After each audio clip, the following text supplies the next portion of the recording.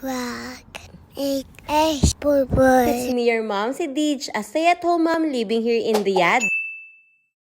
So dahil weekend nga, malamang ay andito nga kami sa park para naman mag-enjoy itong aming baby boy. Dahil gaya nga ng sabi ko sa iba kong vlog, every weekend lang talaga kami nagkakaroon ng more time sa labas.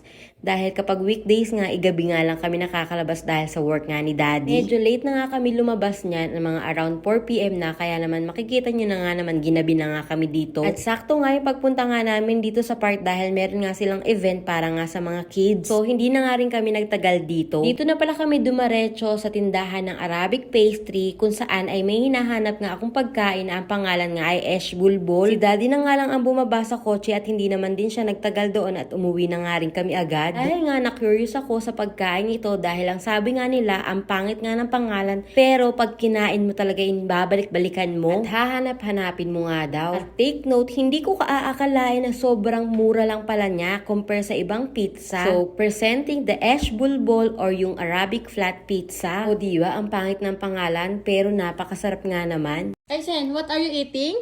Esh? Esh? Boy. What you're eating? Look at mommy. Esh? Bulbul. What are you eating? Boy. O diba, pati Is it nga si yummy? Aisen ay talaga nag-enjoy sa pagkain ng pizza nito. Let's try.